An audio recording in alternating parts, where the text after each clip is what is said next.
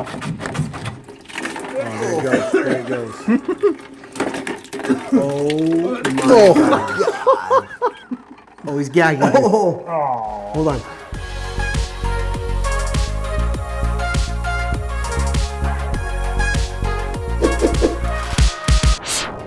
All right, guys, my name is Jim Schulke. And I'm Dave Schulke. Like I said, guys, we've been plumbing for over 30 years, and it gets nasty sometimes. And with this video, we're gonna take you step by step and show you kind of the do's and the don'ts, and hopefully entertain you at the same time. So guys, when you're dealing with crawl spaces, it's already sort of dirty and nasty.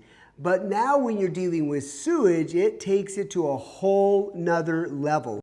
Well, sewage though, Jim, that's got pressure behind it. Yeah. You know, it's one thing to deal with sewage that's on the ground, but when you're dealing with a pipe that has pressure, what do? Well, let's check these guys out and see how they start. So right off the bat, guys, this guy doesn't have a crawl suit on. He doesn't have rubber gloves, and he has no mask at all. So the rubber gloves are going to protect you from any sewage contamination. The mask is going to protect you from a massive sewer odor because you're dealing with feces and food and everything else. And he doesn't have a crawl suit that's going to protect you from any splashes. So, guys, you got to remember, sewage is probably the most contaminated water that you've got in your home. You're dealing with feces and urine and all of the, it's major.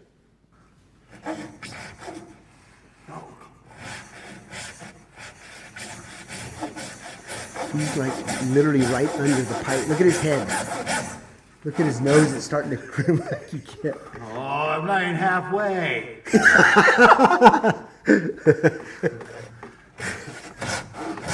There's a lot of in that pipe. If you're not, oh, here comes the brown. See, they already know that pipe is pressurized, full of poop. Again. I like the guy with the camera who's far back. That's toilet paper, dude. Oh, he's gagging. Oh. Hold on. Cut it. You better hold the one side of the pipe. Cut it. Keep going. Well, over here? Yeah. Oh, dude. Dude, he's got a director behind him, behind the scenes. He's got the best job. This guy. Yeah.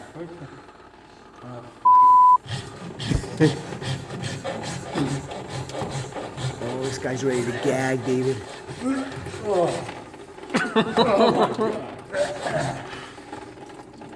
It won't cut.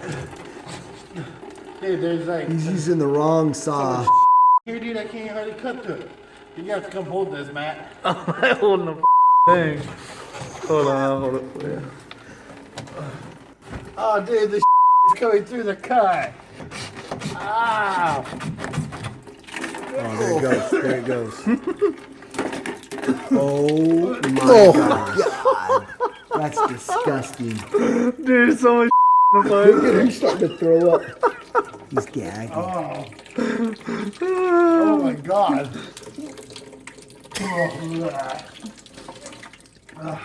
You got to remember, crawl spaces are such an enclosed, confined space. What do you want me to do?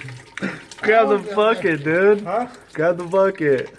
Guys, if you're ever going to cut a pipe like that under pressure, you obviously want to check to see if you have a clean out outside. It's almost worth, if you can't clean it out with proper equipment or hydrojetting, you almost want to have a large extraction truck. Yep. Here at the Twin Home Experts, we got this big truck with this vacuum with these long 300-foot hose. We could go in there and actually extract that sewage so you can stop that pressure. But if you don't have all of that fancy equipment, one of the things to consider is build a 6 mil plastic and staple it to the wood joists.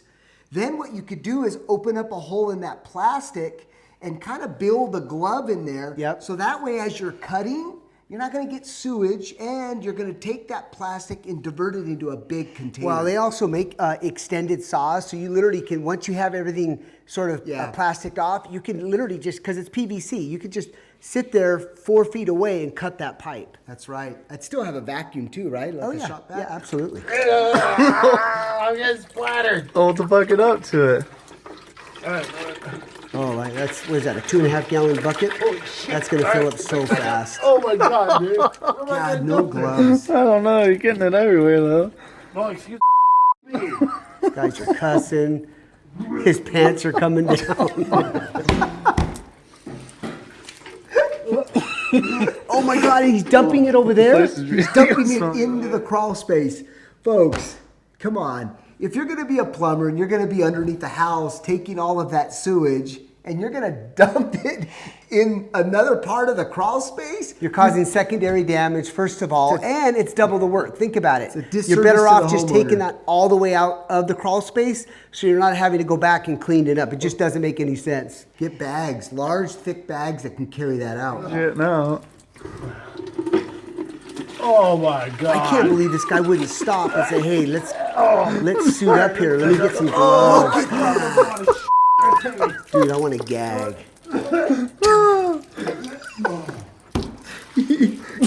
Oh my God. Oh, dude, this is poo. I wonder if the customer's up above listening to all this. Oh. All right, look at that. Oh my God. You better bury that cat. There's so much of it over there, you can't bury it.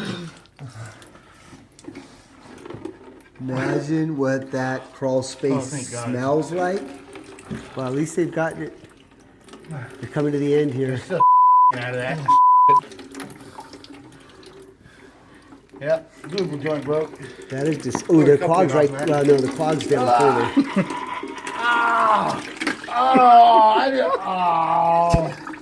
Dude, there's no water on here. I can't So that's a wash this 4-inch shit main. off. That 4-inch main, you guys, even 10, 20 feet, that holds a lot of sewage. Anyhow, guys, as you can see, especially if you're a homeowner hiring a plumber, you want to make sure that they're properly suited up and geared. Even though you're not the one doing it, you want to make sure that your home is protected and having all of the right bags, enzyme treatment, the proper vacuum extraction. Yeah, one of the other things too, guys, you know how he was dumping it on the soil? So that secondary cleanup that they caused, that soil has to be bagged, sprayed with an enzyme and turned, and then some absorbent crystals. That'll literally diffuse any odor and take out any contamination. Look, guys, leave your comments. Send us some more videos. As you could tell, we had an awesome time, and we'll see you on the next one.